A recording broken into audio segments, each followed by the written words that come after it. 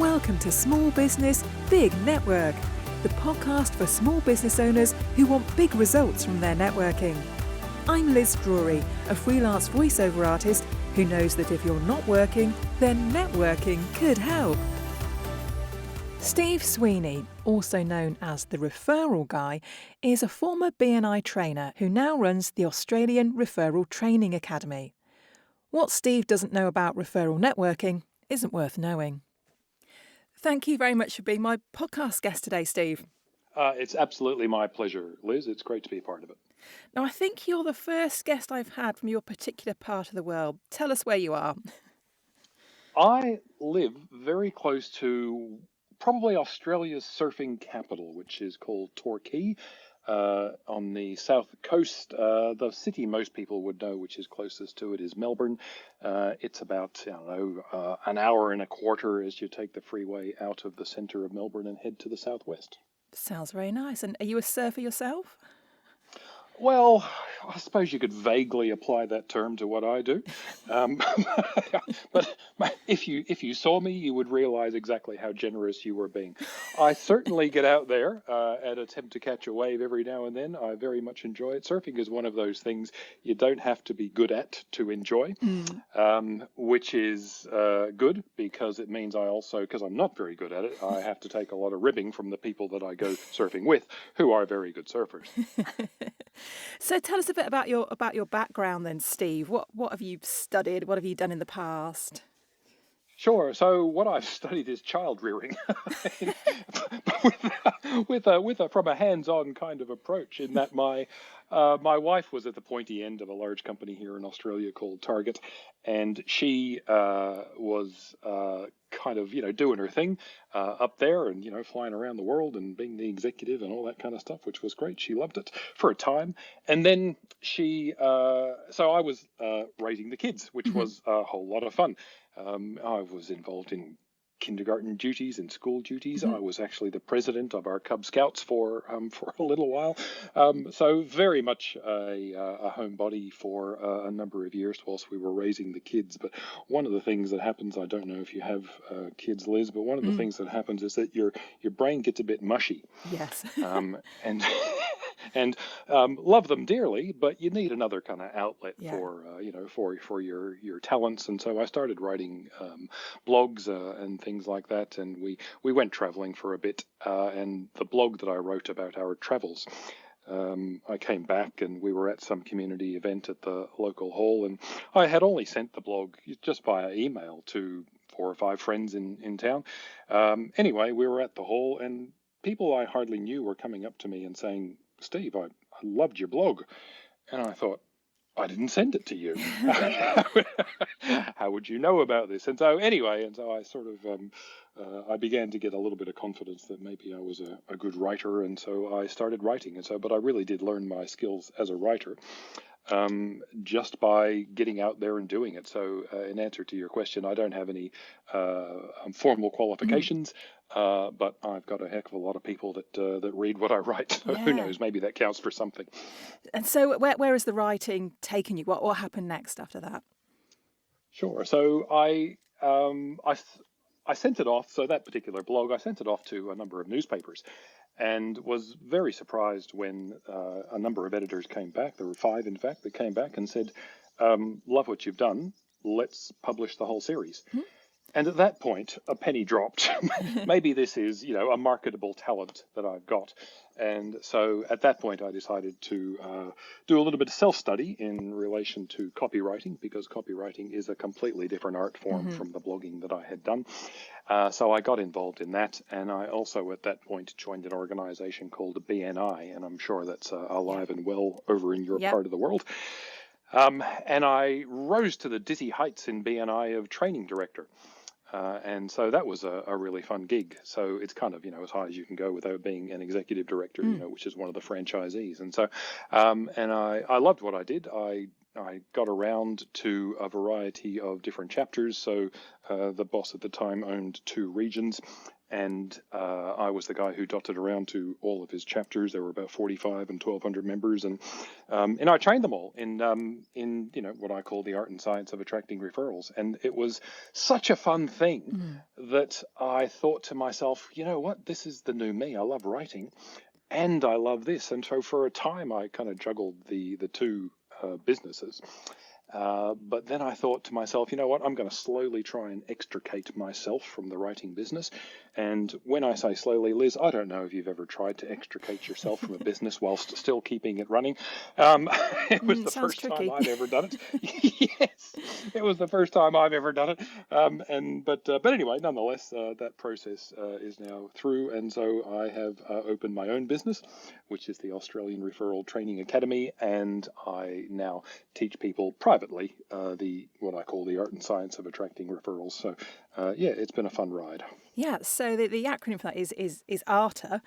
So yes. When did you set up ARTA, and what was the reasoning behind it then? Sure. So I set it up.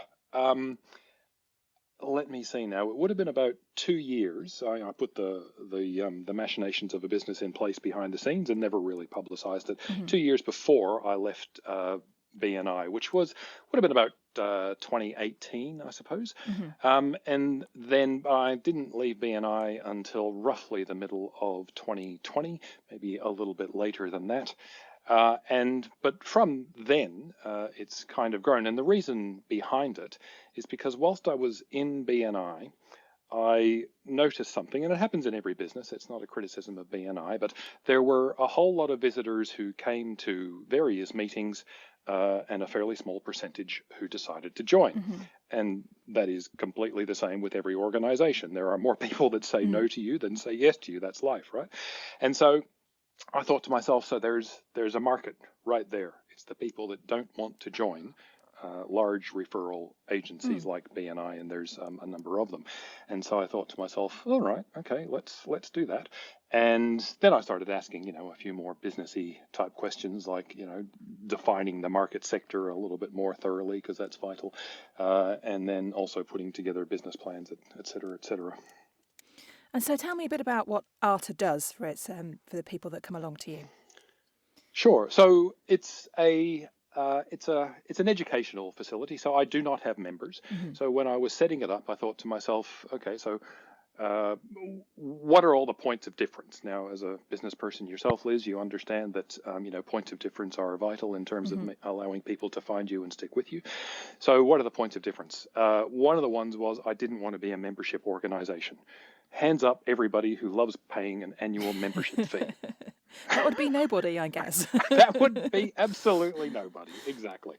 And so once I started asking those sorts of questions, I came up with a number of different ideas. So in BNI and other organizations, because I've done a fair amount of research into this, one of the things that tends to happen is that 80 to 90% of your referrals come from the group of people around you who have similar target market to yourself. Okay.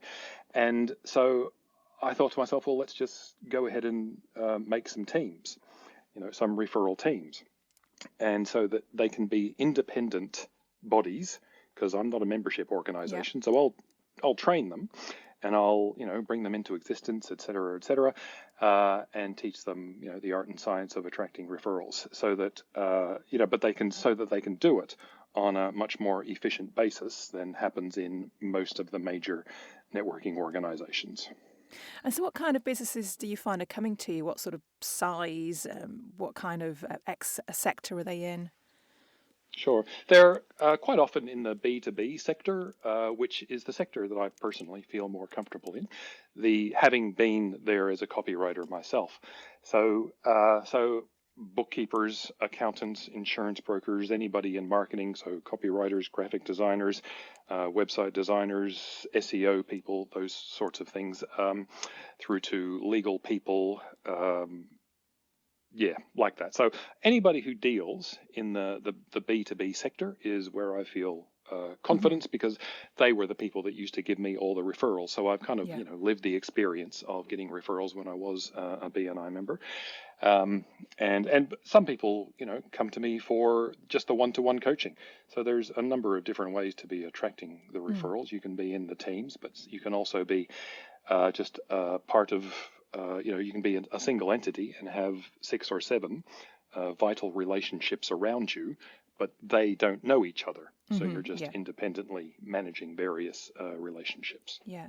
And so what about location? Obviously, you're in Australia, but I think you teach people in other countries too, don't you? Yeah, so I have clients in the UK and in South Africa, in Doha of all places, in America, in Canada, Malaysia. So yeah, it's funny. I mean, you understand this. You're talking to a guy in Australia, and so, Yeah. COVID did a lot of bad things, but it did a few good things Yeah. too, Yeah. and it enabled people like you and I to do business around the world. Yeah. And so what do you teach people, and what sort of format does your training take? Sure. So there is one critical element that people out there in business, if they're looking to attract referrals, it's a really good thing if they can understand this. And that is the difference between a reactive referral and a proactive referral. Now, I can just about anticipate your next question, Liz. Steve, what's a reactive referral? Please tell me, Steve. Please tell me, Steve.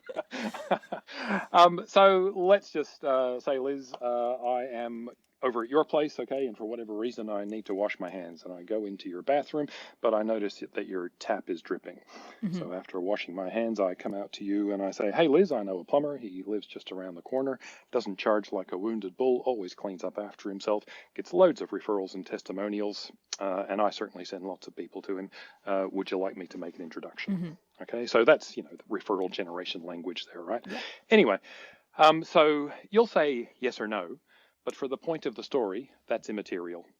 The important thing about this story is that the plumber is waiting for somebody to be in a situation, me in this case, and then recognize a referral opportunity, the dripping tap, Yeah. and then know what to do to turn that dripping tap into a referral for him. Yeah. Liz, you can't build a business waiting for somebody else to do stuff No. for you. And yet that is the major source of people in small businesses, certainly attracting referrals. There's an epidemic right now of small business people jumping around from networking meeting to networking meeting. It's nothing to do 20 or 30 hours a week for some people of networking. But then when I ask them how much do you actually have to show for it in terms of dollars in your bank account, they look to the floor and they get somewhat upset.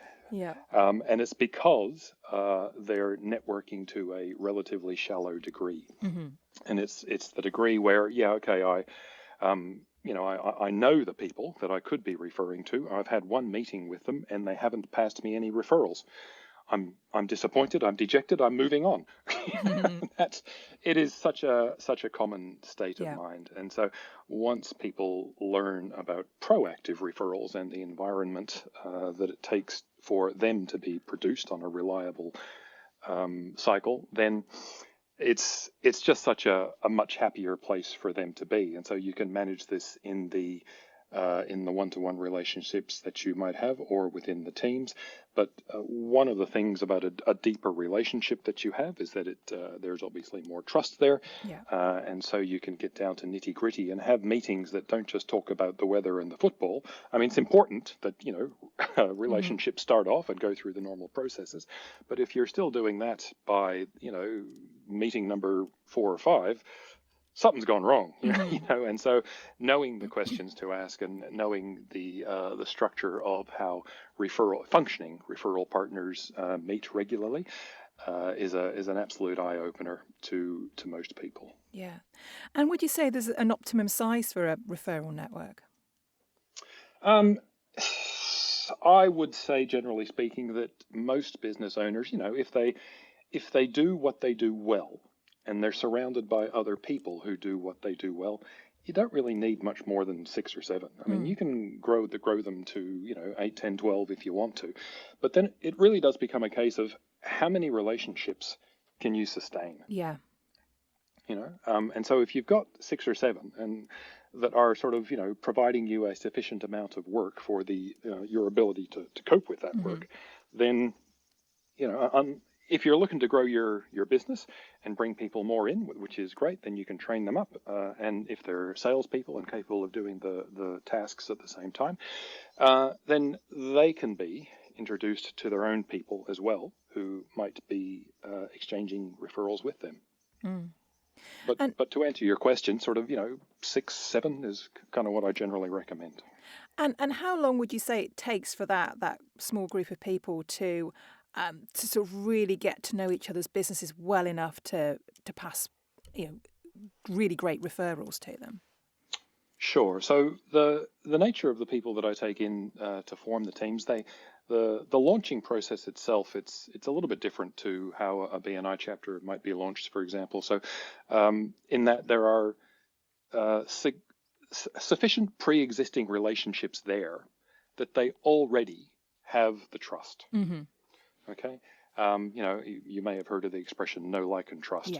Yeah. There's which, for people who are listening, perhaps I'll just expand on that for a bit.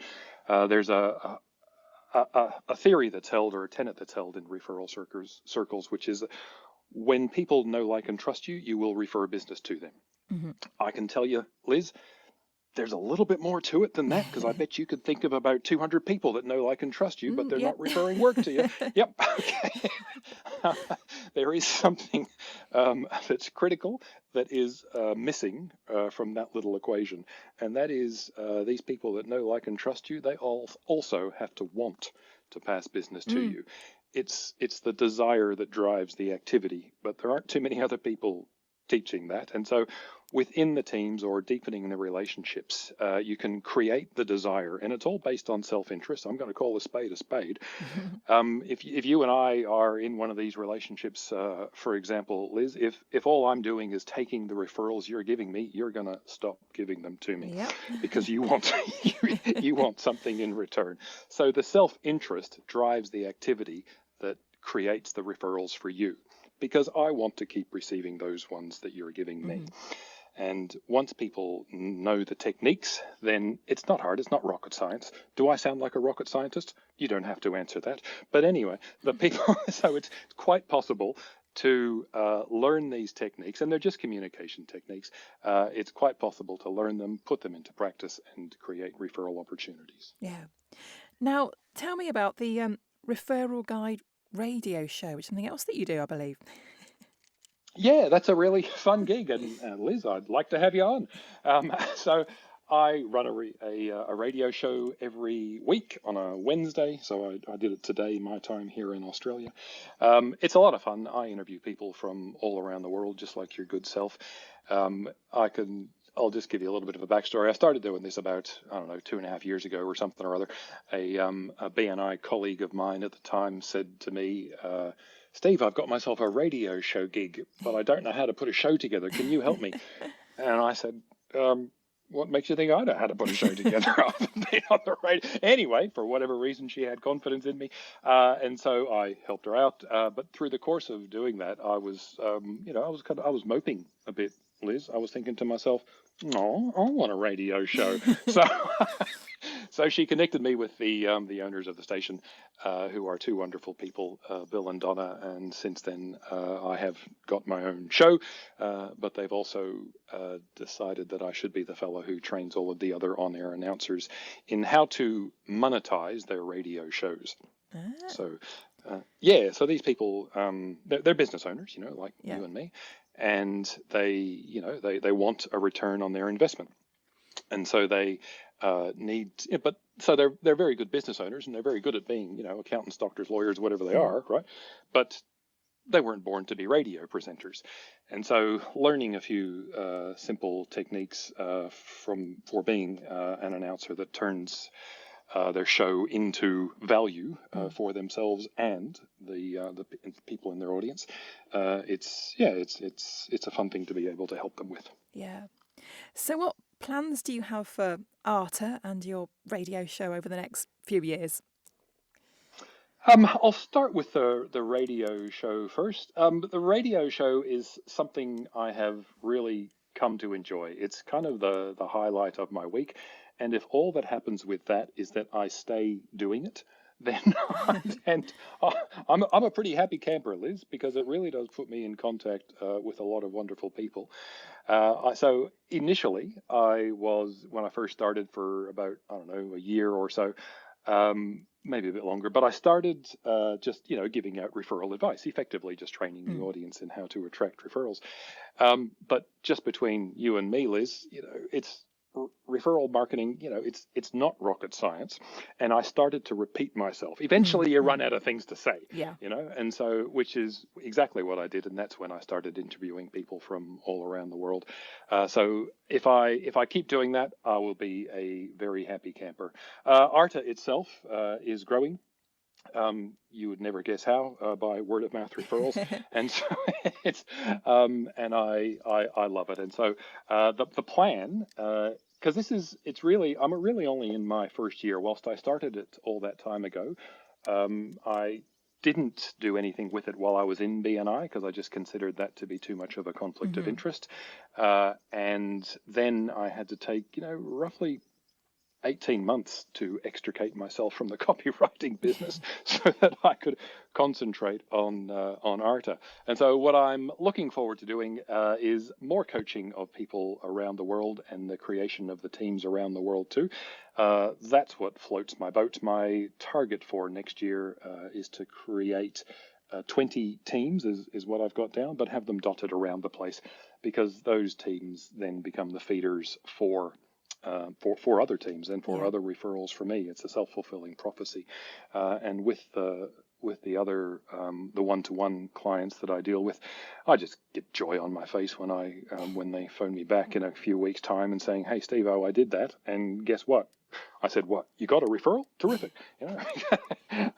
So it's you know what it's like. It's really fun to be able to help people like that. Yeah, absolutely.